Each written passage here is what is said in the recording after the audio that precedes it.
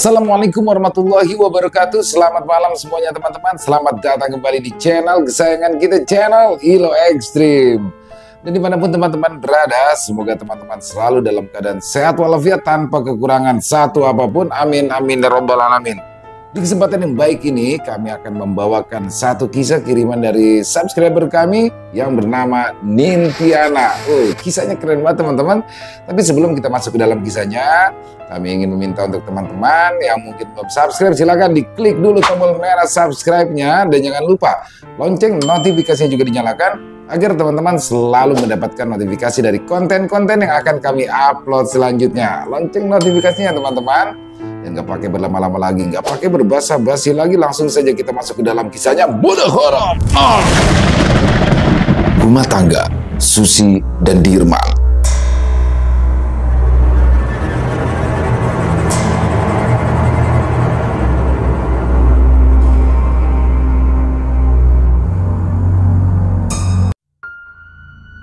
Kejadian ini terjadi pada tahun 1995, dialami dan disaksikan sendiri oleh Nintiana.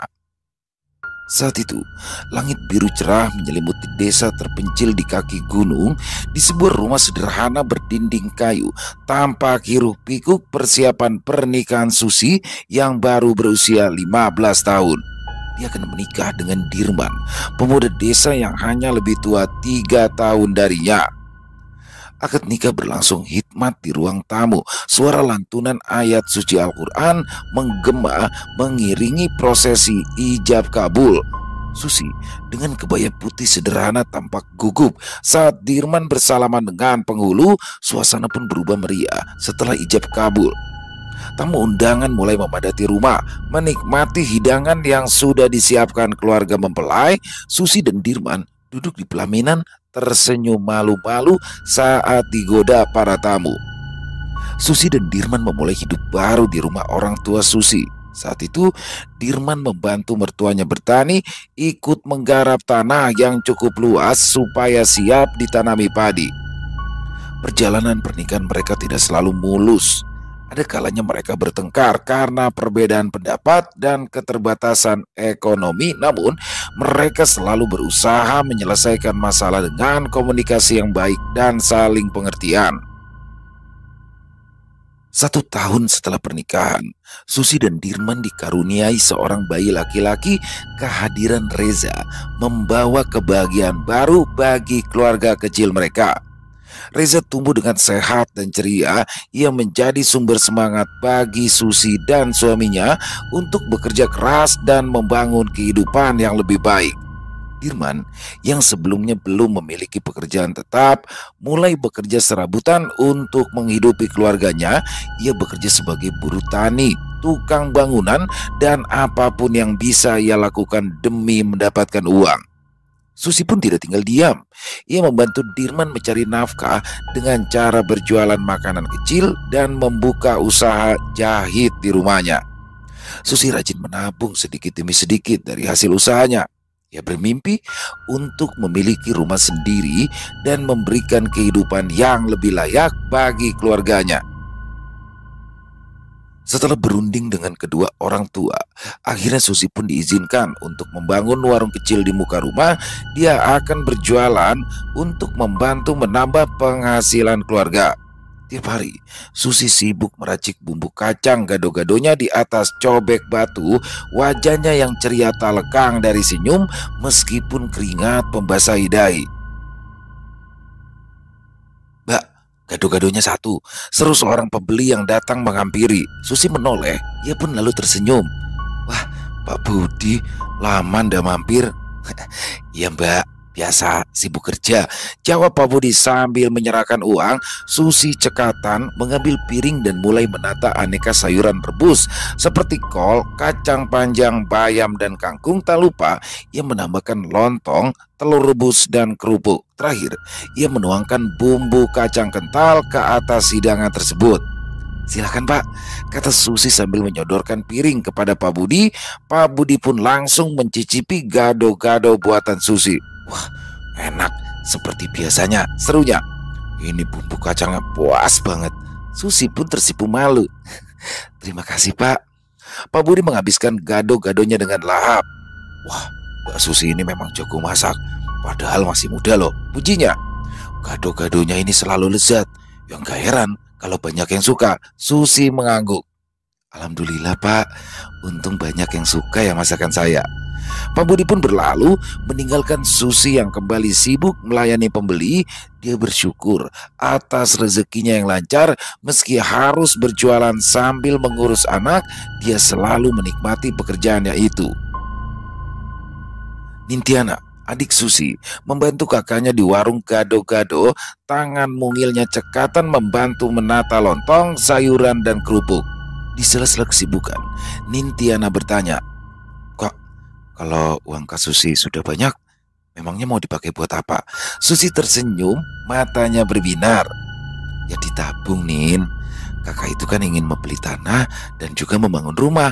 Nintiana ternganga, takjub dengan mimpi kakaknya. "Rumah, Kak?" "Iya," kata Susi. "Kakak itu ingin rumah yang lebih nyaman dan luas, biar Reza juga punya kamar sendiri. Kamu kan nanti juga bisa nginap kapan saja." Nintiana mengangguk dengan mata berbinar-binar. Hari-hari pun berlalu, Susi semakin rajin menabung. Dia tak pernah membeli barang yang tidak penting. Dia ingin mimpinya membangun rumah segera terwujud. Suatu hari, saat Susi sedang berjualan, ada seorang pria datang menawarkan tanahnya. Tanah itu terletak di dekat warung gado-gado Susi, cukup luas dan juga lokasinya strategis, dan harga yang ditawarkan juga sangat murah karena pria itu memang sedang dalam kondisi mendesak. Dia sangat membutuhkan uang. Susi pun tertarik dengan tawaran itu. Dia menawar harga dan pada akhirnya mencapai kesepakatan. Susi membeli tanah tersebut dengan uang tabungannya. Keluarga Susi pun sangat senang saat mengetahui kabar itu. Mereka semua tahu kalau Susi selalu bekerja keras dan menabung setiap lembar rupiah yang diperolehnya. Susi bahkan rela tidak membeli pakaian baru selama beberapa tahun terakhir ini karena ia ingin membangun rumah sendiri. Beberapa bulan kemudian, rumah Susi dan Dirman selesai dibangun. Namun, setiap harinya sejak subuh, Susi sudah sibuk meracik bumbu kacang dan menyiapkan bahan-bahan gado-gado. Tak lupa, ia juga mengurus anaknya yang masih kecil. Matanya sedikit basah saat teringat pernikahan mereka dulu yang sempat disangsikan banyak orang. Dirman berasal dari keluarga miskin, sedangkan Susi berasal dari keluarga cukup mampu. Banyak yang meramalkan kalau pernikahan mereka itu tidaklah akan bertahan lama. Namun Susi dan Dirman membuktikan bahwa mereka berdua bisa bekerja keras dan saling mendukung. Dirman terus bekerja sebagai tukang bangunan, sedangkan Susi tekun berjualan gado-gado. Hasil kerja keras Susi pun tidak sia-sia.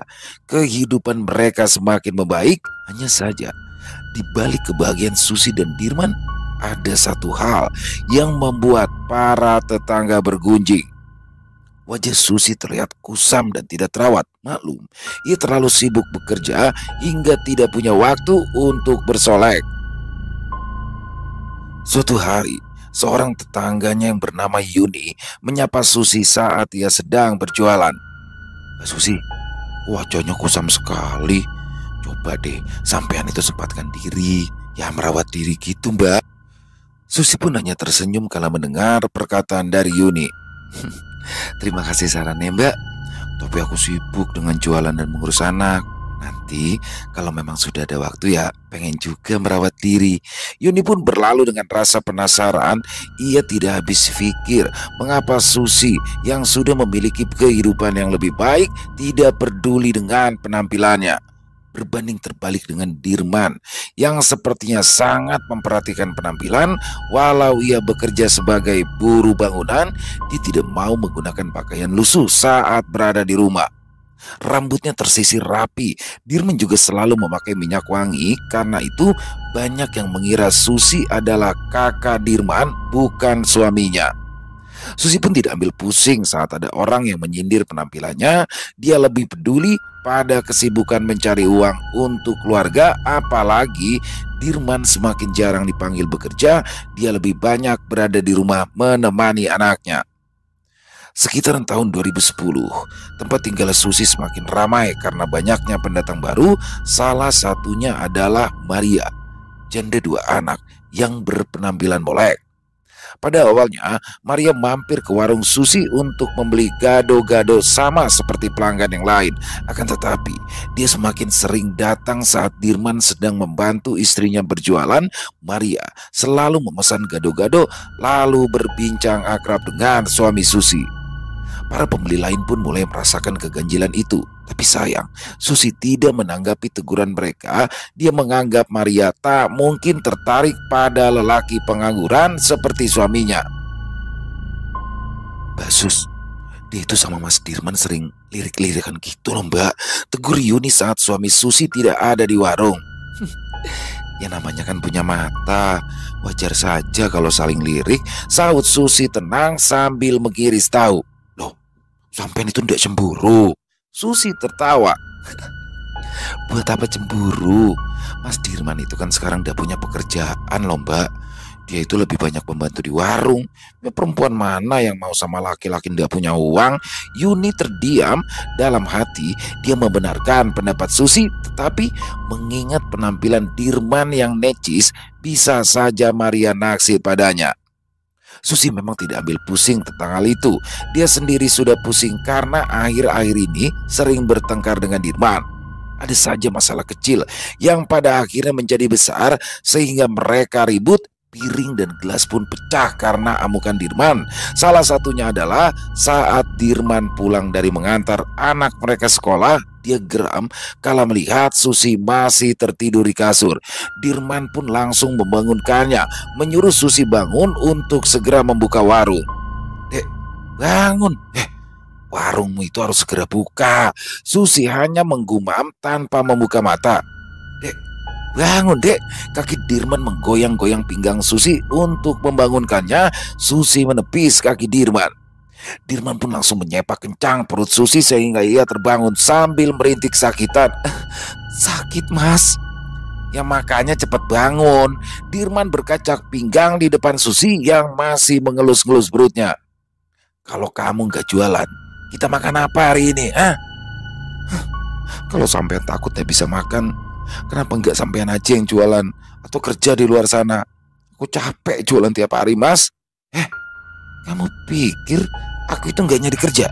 Dirman membelalakan mata. Tiap hari tahu nggak? Aku itu keliling cari kerja. Tapi sekarang ini memang tidak ada yang butuh buruh bangunan. Dusta. Susi membatin keras dalam hati. Dia tahu betul Dirman setiap harinya memang pergi keluar rumah, tetapi bukan untuk mencari pekerjaan. Suaminya itu lebih banyak mampir ke rumah teman-temannya, bermain kartu atau mabuk sampai malam hari. Setelah sore baru ia pulang, lalu beralasan tak ada yang butuh tenaganya. Susi pun bisa mencium bau anggur murahan dari mulut Dirman tiap kali ia pulang ke rumah. Dan itu juga alasannya Susi semakin rajin menabung. Dia tak ingin suaminya menggunakan uang hasil jualan hanya untuk mabuk atau nongkrong-nongkrong seharian. Sayangnya, laki-laki itu juga pintar. Saat Susi mengeluh tak punya uang, dia akan seharian berada di warung, berkedok membantu Susi, tapi selalu bergerak cepat. Ketika ada pembeli yang membayar pesanan mereka, uang itu tak diserahkan pada Susi, melainkan disimpan dalam saku bajunya sendiri. Aku capek mas, ujar Susi pada akhirnya. Pertengkaran Susi dan Dirman menjadi semakin panas. Mereka pun saling melontarkan kata-kata kasar, saling menyalahkan satu sama lain. Tetangga yang tinggal di sebelah mereka pun mendengar pertengkaran Susi dan Dirman. Hanya saja tidak ada satupun yang datang untuk melerai.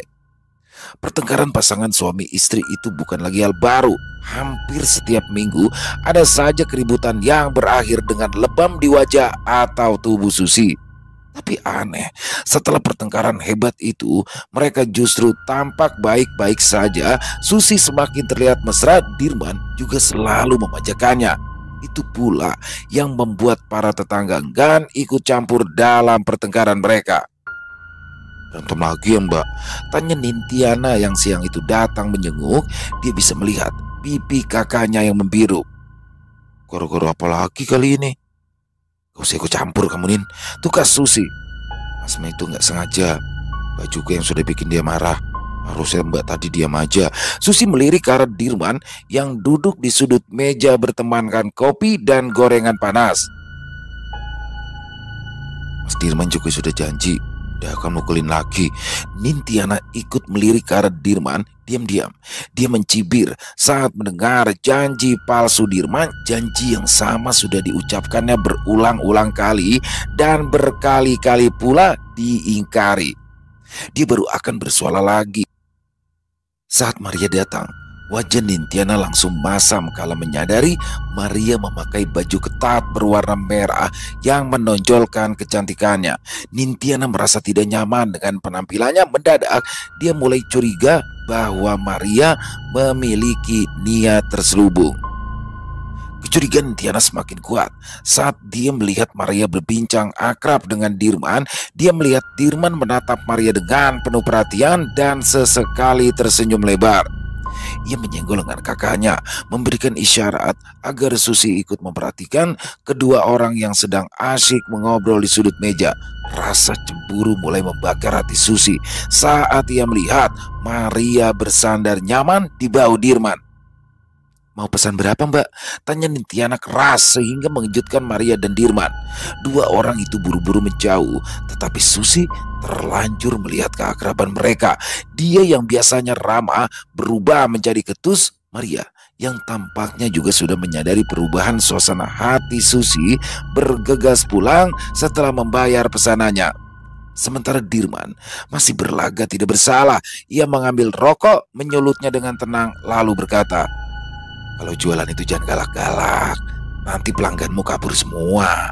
Nintiana melotot kala mendengar ucapan kakak iparnya. Dia ingin menjawab, tapi Susi menggeleng. "Ini urusanku, biar aku yang menegur Mas Dirman nanti malam." Nintiana pun terpaksa diam. Ia pamit pulang, mengira kakaknya memang akan menegur Dirman supaya tidak terlalu akrab dengan Maria. Sayangnya, keesokan hari Nintiana dikejutkan atas kabar dari para tetangga. Tadi malam, ketua RT dan beberapa peronda malam menggerebek rumah Maria. Di sana, mereka menemukan Maria dan Dirman dalam keadaan tidak berbusana. Nintiana pun langsung berlari kencang menuju rumah kakaknya yang memang tak terlalu jauh dari rumahnya. Ia terengah-engah saat sampai di kediaman Susi. "Mbak," seru Nintiana saat ia melihat Susi duduk dengan rambut kusut dan pakaian berantakan. Mana si Dirman brengsek itu?" Susi tidak bisa lagi menahan tangis. Ia menangis sejadi-jadinya karena dihianati oleh orang yang sangat dicintainya. Nintiana memeluk Susi erat demi menenangkannya. "Setelah ini kita urus perceraian, Mbak. Jangan mau dimadu, Mbak. Aku ini kurang apa, Nin? Selama ini aku selalu membantu Mas Dirman mencari uang. Gak pernah menuntut ini itu. Tapi kenapa dia pacaran sama perempuan lain?" Isak Susi semakin keras. Nintiana tak bisa menjawab. Baginya, Susi tidak memiliki kekurangan. Memang Dirman saja yang suka selingkuh. Kakaknya masih menangis histeris saat Dirman masuk ke dalam rumah. Lelaki yang biasanya selalu berpenampilan parlente itu masuk dengan pakaian berantakan. "Mau apa kesini?" sembur Nintiana ketus. Dirman tidak menoleh pada adik iparnya. Ia justru berlutut di kaki Susi lalu mencium tangan istrinya dengan gemetar. Wajah Dirman sama basahnya dengan Susi. "Maaf, Dek. Maaf. Aku hilaf, Dek." Ia masih menciumi tangan Susi sambil menangis. Nintiana menengus. Ia sudah kehilangan kepercayaan pada lelaki tak punya malu itu. Tapi berbeda dengan Susi. Dia yang tadinya sangat marah kembali jatuh iba kepada Dirman. "Sampean tega, Mas," bisik Susi. "Iya, Dek. Aku salah, Dek," ujar Dirman dengan nada penyesalan. Aku sudah mengkhianati kamu. Tapi itu di luar kesadaranku." Susi berhenti menangis. Ia memandang Dirman dengan heran. "Gak sadar bagaimana?" Dirman menundukkan kepalanya. Dia tidak bisa membalas tatapan Susi. Aku kena pelet Maria, Dek," ujar Dirman dengan nada memohon.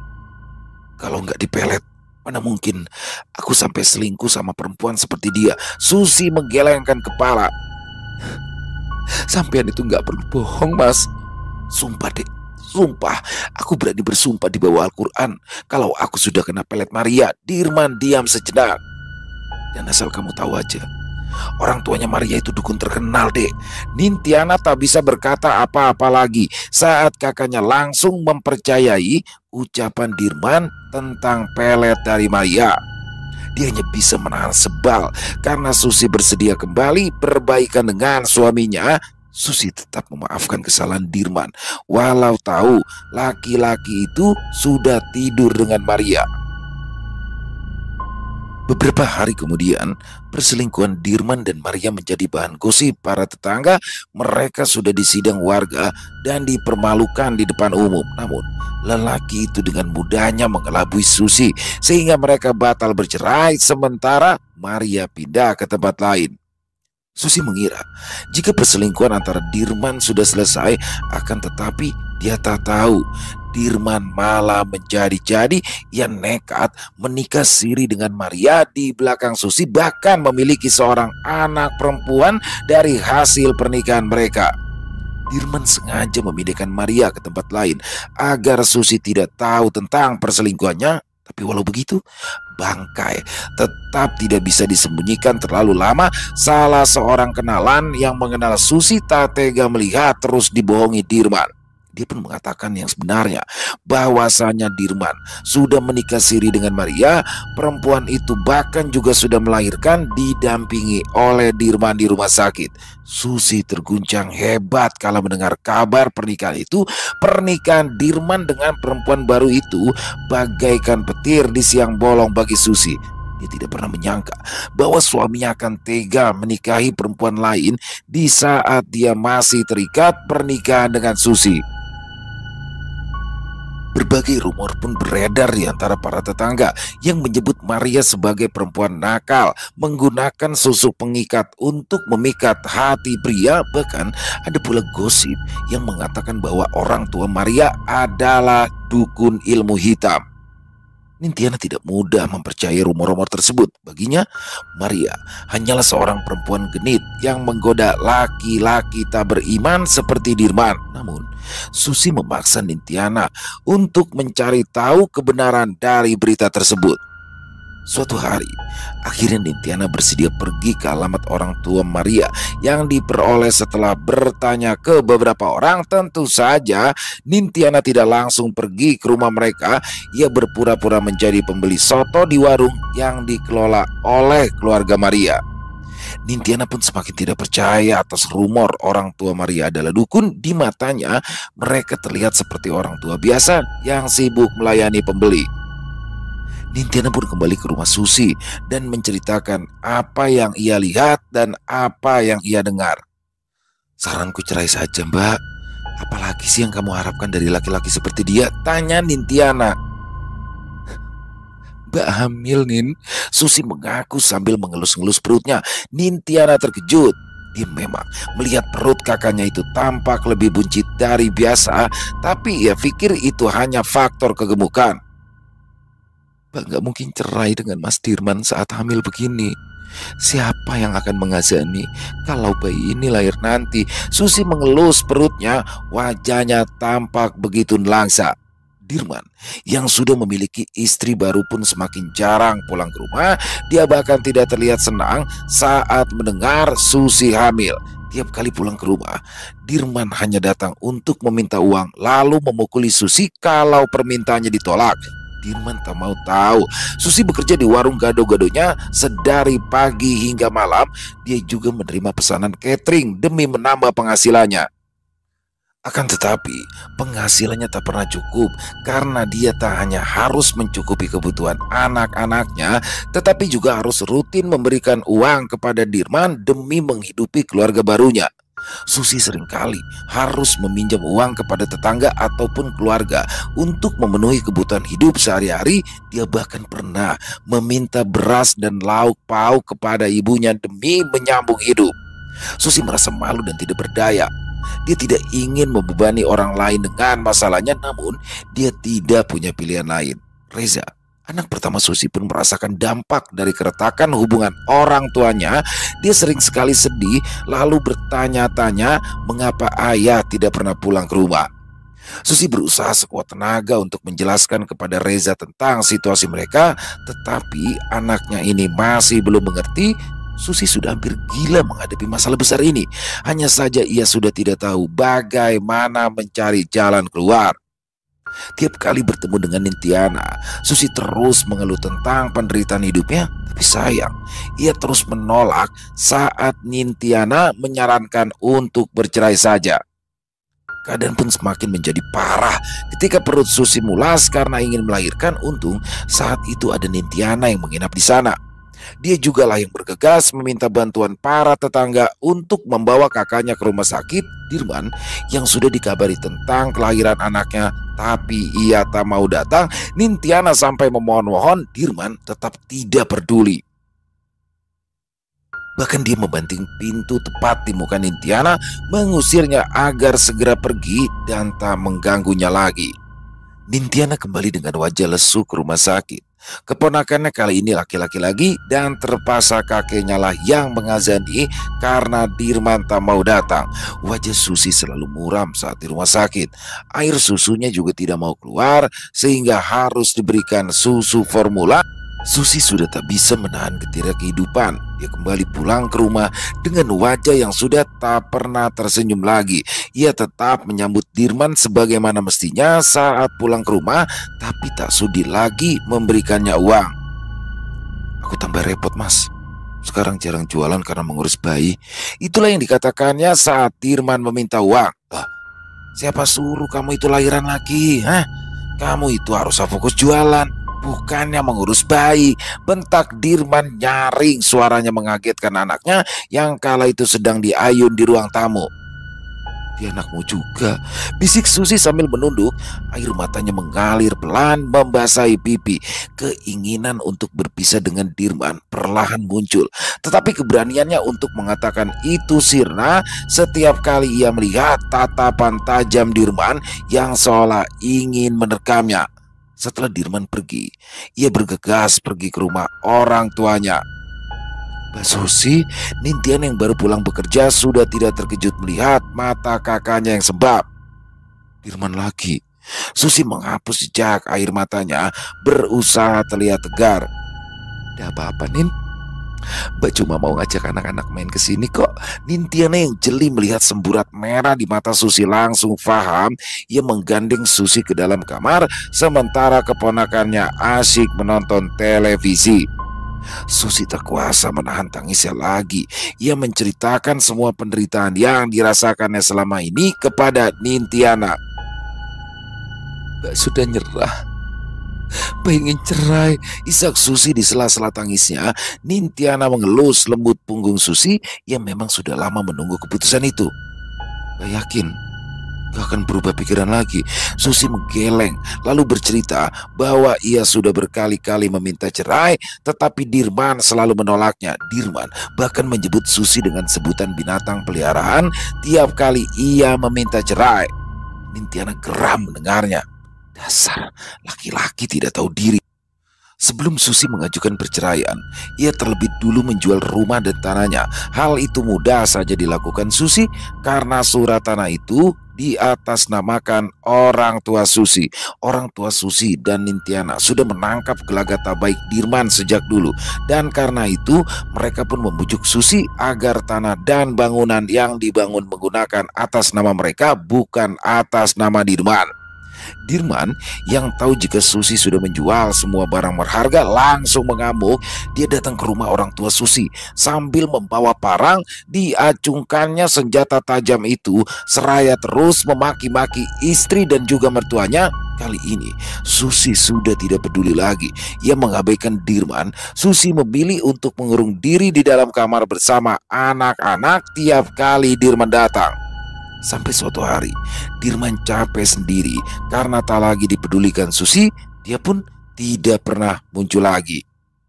Namun, pada tahun 2023, keluarga Susi pun mulai mendapatkan teror gaib. Hampir setiap malam, suara benturan keras dan seperti pasir yang disebarkan menggema di atas atap rumah mereka yang terbuat dari seng. Suara-suara itu terdengar begitu jelas, membuat Susi dan keluarganya ketakutan. Susi jadi sering terbangun di tengah malam. Karena suara-suara tersebut, rasa takut dan penasaran bercampur aduk di dalam dirinya. Pernah dia memberanikan diri untuk keluar rumah demi mencari sumber suara itu, nihil. Tak ada tanda-tanda apapun, di luar sangat sepi. Teror pun kian memuncak. Tepat di tengah malam, Susi mengeluh karena merasakan sakit yang teramat hebat di perutnya. Ia muntah-muntah di tempat karena sudah tak bisa berjalan lagi. Dan betapa terkejutnya dia kala melihat paku keluar bersama muntahannya. Ketakutan Susi pun semakin menjadi-jadi. Ia tak habis pikir dari mana paku-paku itu bisa masuk ke dalam tubuhnya. Keesokan harinya, Susi menceritakan kejadian mengerikan itu kepada Nintiana. Mereka pun sama-sama ketakutan dan juga bingung. Ibunya mulai menduga-duga bahwasanya ada yang mengirimkan santet. Apalagi mereka tahu Dirman masih sangat membencinya. Bisa saja lelaki itu mengirimkan santet untuk menghancurkan kehidupan Susi. Nintiana pun menyarankan agar mereka membawa Susi berobat. Kedua orang tuanya sudah setuju, tapi mereka terlambat. Malam itu, tanggal 8 September tahun 2023, menjadi malam kelam bagi Nintiana sekeluarga. Di tengah keheningan malam, Susi terbangun dengan rasa sesak di dadanya, seolah-olah ada yang mencekiknya dengan kuat, membuat ia kesulitan bernafas. Susi berusaha melawan, tapi rasa sesak itu semakin kuat. Dia mulai batuk dan mengeluarkan busa dari mulutnya. Susi meronta-ronta, berusaha meminta tolong. Tolong, teriak Susi dengan suara yang lemah. Reza yang terbangun karena suara ribut-ribut di sebelahnya pun langsung berlari keluar kamar. Dia menggedor pintu kamar kakek dan neneknya. Namun yang terbangun lebih dulu adalah Nintiana. Ia bergegas menuju kamar Susi lalu berteriak kaget. "Kenapa, Nin?" tanya ibunya yang masuk dengan panik. "Mbakmu kenapa?" "Mbak Susi, Bu." "Tolong jawab," Nintiana terbata-bata. "Astagfirullah," seru ibunya kaget. "Ada bekas merah di lehernya." Bapak segera menelpon ambulans, sementara Nintiana masih terus berusaha menolong kakaknya. Suara tangisan terdengar keras di dalam kamar. Anak Susi yang paling kecil menangis keras kala melihat ibunya kejang-kejang. Tidak lama kemudian, ambulans datang dan langsung membawa Susi ke rumah sakit. Di rumah sakit, dokter berusaha sekuat tenaga untuk menyelamatkan Susi. Namun kondisinya sudah terlalu parah. "Maaf, kami tidak bisa menyelamatkannya," kata dokter dengan wajah penuh penyesalan. Nintiana terduduk lemas kala mendengar kabar duka tersebut. Ia memeluk bapak yang pucat pasi kala mendengar anak sulungnya sudah meninggal dunia. Dokter menepuk pundak Nintiana penuh simpati. Beliau mengalami serangan asma yang parah dan terlambat mendapatkan pertolongan. Jelasnya, "Dia tidak punya asma," bantah Nintiana lemah. "Kami juga masih menunggu hasil pemeriksaan lanjutan demi mengetahui penyebab pasti dari kematiannya," kata dokter. Nintiana menatap jenazah Susi yang terbaring di ranjang dengan tatapan kosong. Air mata terus mengalir tanpa henti. "Mbak, kenapa kamu pergi sekarang?" bisik Nintiana dengan suara pilu. "Bukannya kamu bilang ingin melihat Reza menikah? Bukannya kamu bilang ingin mendapat kesempatan menimang cucumu sendiri?" Nintiana memeluk bapaknya semakin erat. Lelaki sepuh itu tidak bisa berkata apa-apa. Matanya hanya menatap kosong ke arah depan. Nintiana tahu bapaknya sedang menyalahkan diri sendiri karena terlambat untuk membawa Susi berobat. "Bukan salah bapak," bisik Nintiana pelan. "Ini bukan salah bapak." Bibir bapaknya bergetar hebat, tapi ia masih diam. Tidak lama kemudian, tubuh sang bapak semakin lemah, lalu terkulai jatuh di pelukan Nintiana. Nintiana histeris. Ia memanggil dokter, meminta tolong agar bapaknya segera diberi pertolongan. Dunia Nintiana seolah seperti hancur seketika saat dokter mengatakan bapaknya sudah meninggal dunia. Bapak yang sangat menyayangi Susi langsung menyusul kepergian anaknya hari itu. Suasana kelam menyelimuti rumah keluarga Nintiana. Semua orang datang karena terkejut kala mendengar bapak dan Susi meninggal di hari yang sama. Sang ibu meraung-raung. Ia tidak menerima kenyataan pahit datang bertubi-tubi, sementara Reza menggandeng adiknya yang sejak tadi menangis keras. Anak bungsu Susi baru sekolah dasar. Sulit baginya karena harus kehilangan sosok ibu setelah bapaknya pergi tak bertanggung jawab. Begitu juga perasaan Reza, walau ia kini sudah lebih dewasa. Mereka semua kehilangan Susi yang selama hidupnya selalu menderita. Mereka juga kehilangan sosok kakek yang sangat memperhatikan cucunya. Di tengah suasana haru biru, tiba-tiba para tetangga mulai heboh. Arwah Susi merasuki tubuh Rara. Anak kecil tetangga mereka, suara Rara tiba-tiba berubah mirip sekali dengan suara Susi yang menangis terseduh-seduh lalu meraung-raung marah. Kejadian ini membuat panik semua orang yang hadir. Mereka berusaha menenangkan Rara, tetapi arwah Susi sepertinya tetap berteriak dan berontak. Suasana duka berubah menjadi mencekam, diwarnai teriakan dan tangisan yang bercampur aduk. Setelah ditolong oleh salah seorang ustadz, arwah Susi pun pada akhirnya keluar dari tubuh Rara. Gadis kecil itu kembali normal, tetapi masih terlihat ketakutan dan trauma. Para tetangga pun bernafas lega. Meski begitu, mereka terus berbisik-bisik membicarakan keganjilan tersebut. Prosesi memandikan jenazah pun segera dilakukan. Keanehan kembali terjadi saat jenazah Susi mulai dibersihkan. Air mata Susi terus mengalir tanpa henti. Semua orang terheran-heran, tak pernah mereka melihat jenazah yang mengeluarkan air mata. Bahkan saat dikafani, air mata itu tetap mengalir. "Ikhlaskan semua ya, Mbak," bisik Nintiana di telinga Susi. "Aku yang akan mengurus kedua anakmu dan ibu. Jangan pikirkan mereka lagi." Setelah Nintiana berbisik seperti itu, jenazah Susi tak lagi mengeluarkan air mata. Hanya saja tetangga yang terlanjur melihat tak mau diam. Mereka mulai membicarakan kematian Susi yang aneh. "Tahu nggak, dia itu disantet loh sama mantan suaminya," bisik Yuni pada teman-temannya saat mereka berpamitan pulang setelah acara pengajian malam itu. "Kenapa?" teman Yuni bertanya heran. "Lah, kamu tahu sendiri kan Dirma itu seperti apa. Dia itu pasti sakit hati karena diceraikan tanpa dapat harta kuno gini. Susi itu tidak mau bagi uang hasil penjualan rumah dan juga tanahnya," ujar Yuni yakin. "Tapi apa memang dia disantet?" tanya teman Yuni lagi. Yuni tidak menjawab, matanya memandang lurus ke arah samping rumah orang tua Susi. Di sana ada deretan pohon pisang. Persis di belakang pohon pisang terlihat samar sosok berbalut kain putih yang melayang. Yuni menepuk pelan tangan temannya yang menunjuk ke arah deretan pohon pisang. "Kuntilanak," ujar Yuni tergagap. Kedua perempuan itu berlari ketakutan. Di tengah keheningan malam, Reza tiba-tiba terbangun dari tidurnya. Ia merasa haus sehingga terpaksa keluar kamar. Ia berjalan perlahan menuju dapur, tak ingin membangunkan kerabat yang malam itu ikut menginap. Reza mengambil gelas kosong, lalu tanpa sengaja ia menoleh ke jendela. Jantung Reza berdetak kencang saat ia melihat bayangan putih di balik jendela. Gelas di tangannya terjatuh karena ia gemetar. Reza berlari kembali ke kamar.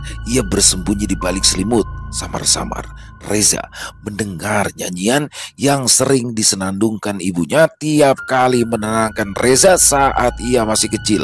Reza mengintip dari balik selimut. Nafasnya tercekat begitu ia melihat sosok putih tengah mengusap-usap rambut adik Reza. Sosok itu menoleh, matanya yang merah menyala, menatap Reza dengan tatapan kosong. Reza kembali bersembunyi di bawah selimut. Tubuhnya gemetar ketakutan. Keesokan harinya, ia pun bercerita mengenai pengalaman mengerikan itu pada bibi dan neneknya. Semula, Nintiana mengira kalau Reza hanya berhayal. Sampai suatu malam, ia menyaksikan sendiri kedatangan kuntilanak itu. Kuntilanak yang menyerupai wajah Susi itu selalu muncul di setiap malam. Dia selalu datang ke kamar Reza dan membelai-belai anak bungsunya dengan lembut. Nintiana ikut ketakutan. Dia cemas kalau arwah Susi datang untuk menjemput anak bungsunya. Dia pun segera meminta pertolongan pada salah seorang paranormal agar memagari rumah mereka dari makhluk gaib. Tetapi usaha itu sia-sia. Sosok kuntilanak itu tetap datang setiap malamnya, sehingga Nintiana hanya bisa pasrah dan menerima kenyataan bahwa kuntilanak itu akan selalu ada untuk menemani anak bungsunya. Mungkin kuntilanak itu memang arwah Susi yang ingin melindungi anaknya yang masih kecil. Susi ingin memastikan bahwa anak kecil itu tetap aman dan tidak akan merasakan kesepian tanpa dirinya. Sementara itu, Dirman juga mengalami masalah dengan selingkuhannya Maria. Mulai sering berteriak-teriak histeris ketakutan dan mengaku melihat kuntilanak yang muncul tanpa kenal waktu. "Aku gak tahan lagi, Mas," teriak Maria di tengah pertengkaran mereka. "Hantu istrimu selalu bergentayangan." "Alah, itu hanya hayalan kamu," sahut Dirman dengan nada kesal. "Kamu itu terlalu ketakutan karena berpikiran Susi datang membalas dendam." "Gak, Mas, itu bukan hayalan," bantah Maria dengan tegas. "Aku yakin kuntilanak itu arwah Susi." Pertengkaran demi pertengkaran terus terjadi antara Dirman dan Maria. Maria semakin tertekan dan ketakutan hingga akhirnya dia memutuskan untuk mengakhiri hubungannya dengan Dirman. "Aku gak bisa lagi bersamamu," kata Maria sambil mengemasi pakaiannya. "Aku itu ngerasa arwah Susi selalu mengikuti. Aku ingin hidup tenang."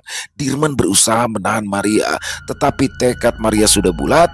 Dia ingin hidup tenang tanpa gangguan sosok kuntilanak yang sering menerornya siang ataupun malam. Beberapa bulan setelah perceraiannya dengan Dirman, Maria memutuskan untuk pergi bekerja di luar negeri. Ia menolak tawaran Dirman untuk rujuk kembali. Maria bahkan berani membentak Dirman yang dianggapnya selama ini selalu saja berbohong. Maria bersedia menjadi istri siri dari Dirman karena lelaki itu bercerita punya banyak harta, rumah besar, dan tanah luas yang didiaminya saat itu diakui sebagai milik Dirman. Saat tahu yang sebenarnya, Maria mengamuk hebat. Terlebih lagi ketika Susi menjual tanah dan rumahnya tanpa membagi hasilnya kepada Dirman. Maria mencakar Dirman, mengusirnya agar pergi dari rumah kontrakan mereka. Tetapi Dirman kembali berhasil membujuknya bahwa dia akan tetap menerima hasil penjualan rumah setelah Susi mati. Dirman pun sengaja menemui Bapak Maria, memintanya untuk mengirimkan santet kepada Susi dan seluruh keluarganya. Dia ingin membuat seluruh keluarga Susi meninggal dunia kecuali anaknya yang paling kecil. Dirman akan menggunakan anak itu sebagai alasan untuk menguasai seluruh harta peninggalan keluarga Susi. Bapak Maria memanglah yang mengirimkan santet. Susi dan bapaknya harus meninggal di hari yang sama. Dirman sempat kegirangan karena mengira jika tujuannya hampir saja tercapai. Namun tanpa diduga-duga, Bapak Maria pun mendadak lumpuh. Kekuatan Bapak Maria menghilang begitu saja, dan sekarang mereka dirongrong teror dari kuntilanak Susi. Nintiana pun baru tahu cerita ini setelah Dirman datang ke rumahnya. Lelaki yang dulu terlihat parlente itu kini tampak menyedihkan. Pakaiannya kumal dan kotor, badannya bau keringat karena berjalan kaki dari rumah kontrakan untuk menuju kediaman Nintiana. Dia meminta maaf dan mengaku sudah menyantet Susi dengan wajah tanpa dosa. Dia berharap Nintiana, ibunya, dan kedua anaknya bersedia merelakan yang sudah terjadi. "Aku gak bisa tidur tenang, Bu. Kuntilanak Susi selalu muncul di depanku tiap kali mau tidur." Dirman menarik nafas lalu bergidik. "Waktu mau makan, dia juga muncul dengan wajah penuh belatung. Aku bisa mati kalau begini terus, Bu." Nintiana mendengus kasar sementara Reza segera menggami tangan adiknya, membawanya masuk ke dalam kamar karena kesal kala mendengar ucapan Dirman. "Minta maaf itu sama Susi. "Jangan sama kami," ketus Ibunda Susi. "Pergi ke kuburannya sana." Ibunya masuk terlebih dahulu, meninggalkan Nintiana yang sejak tadi ingin mengusir Dirman. Belum lagi Nintiana sempat mengusir Dirman, lelaki tak punya malu itu sudah bergegas pergi menuju pemakaman. Nintiana hanya bisa menggeleng. Dia tidak mengerti kenapa kakaknya dulu bersedia menikah dengan Dirman yang tidak memiliki kelebihan apapun. Hari berlalu dengan cepat. Nintiana mengira jika semuanya sudah berakhir. Alangkah kagetnya Nintiana saat ia mendengar kabar bahwa Dirman kini seperti orang gila. Dia berkeliaran di pasar setiap harinya dalam keadaan tanpa busana, lalu menghabiskan malam di kuburan Susi sambil menangis memanggil-manggil nama mantan istrinya. Sampai saat ini, Dirman masih bertingkah seperti orang gila. Mungkin ini adalah balasan yang harus ia terima karena sudah bersikap kejam terhadap Susi. Nintiana sendiri berharap kakak dan bapaknya tenang di alam sana. Selesai. Wow, luar biasa sekali kisah kiriman dari Nintiana. Ini keren banget kisahnya dan apa ya? Ini kalau menurut saya di dalamnya ini ada pengaruh pelet dan diakhiri dengan santet. Ini jadi udah featuring nih antara pelet dan santet. Luar biasa sekali bagaimana seorang Susi ya, seorang wanita tangguh yang benar-benar fight buat keluarganya untuk suami dan anaknya. Akan tetapi Dirman sang suami, waduh, ini jangan dicontoh ya, orang kayak Dirman udah nggak mau kerja, tampilannya necis, perlentes, selingkuh lagi sama Maria.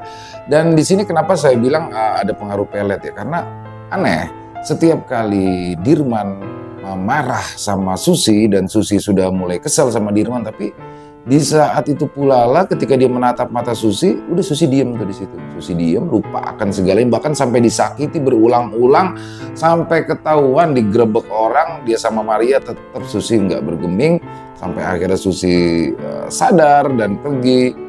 Disitulah Dirman melancarkan serangan santet, nggak tanggung-tanggung ke Susi dan keluarganya, bahkan Nintiana pun sebenarnya jadi ancaman juga. Tapi di sini setelah Susi dan ayahnya akhirnya bebas, yang dimana Dirman pada akhirnya harus mendapatkan karmanya ya. Dia menjadi kehilangan kewarasannya dan meminta maaf di depan kuburannya, menangis di depan kuburan Susi. Jadi teman-teman, ini adalah kisah nyata ya, based on true story, dan dalam penggarapan kisahnya kami dibantu oleh Kenanga Kinasi. Jadi Nintiana membagikan kisahnya kepada kami ya, tentang kisah pilu kakaknya, dan doa dari kami semoga Susi dan ayahnya ditempatkan di tempat yang paling baik di sisinya, dan keren banget. Dan semoga teman-teman para pecinta penikmat horor bisa terhibur ya dengan kisah barusan, terutama para subscriber dari channel Ilo Extreme. Silakan buat teman-teman yang mungkin punya komentar lain, yang mungkin punya pendapat lain, bisa menuliskannya di dalam kolom komentar, ataupun hanya sekedar saling menyapa. Insya Allah kami akan membalasnya satu persatu. Kami ingin mengucapkan terima kasih kepada seluruh teman-teman yang sudah selalu setia hadir, yang sudah selalu setia mendukung kami, karena kehadiran teman-teman lah kami selalu semangat berkarya di setiap harinya. Buat teman-teman yang suka dengan videonya, bisa diklik tombol like atau tombol jempolnya, bisa juga dong di-share link videonya ke teman-teman yang lain agar juga ikut terhibur. Dan buat teman-teman mungkin yang belum subscribe, diklik dulu tombol merah subscribe, jangan lupa lonceng notifikasinya dinyalakan agar teman-teman selalu mendapatkan notifikasi dari konten-konten yang akan kami upload selanjutnya. Untuk channel Ilo Extreme kami upload setiap hari ya teman-teman, setiap malam jam 7 malam waktu Indonesia bagian Barat. Dan buat teman-teman yang ingin seperti Nintiana ya, yang ingin kisahnya dibawakan di dalam channel kami, silakan bisa mengirimkan kisahnya yang berdasarkan kisah nyata yang diangkat dari pengalaman pribadi ke nomor telepon kami yang ada di bawah sini. Dan bebas ya, dalam bentuk tulisan boleh, dalam bentuk audio boleh, senyamannya teman-teman aja. Buat teman-teman yang sudah mengirimkan kisah kami, ucapkan terima kasih. Di akhir kata saya Ilo mengucapkan permohonan maaf apabila mungkin dalam pembawaan kisahnya ada kata-kata saya yang salah, ataupun ada kata-kata saya mungkin yang kurang berkenan. Saya mohon dibukakan pintu maaf yang seluas-luasnya. Sampai berjumpa lagi di konten-konten kami selanjutnya yang pasti tidak kalah ngerinya, yang pasti tidak kalah seramnya. Masih bersama saya Ilo di channel Ilo Extreme. Salam sehat, sukses selalu untuk kita semua. Wassalamualaikum warahmatullahi wabarakatuh.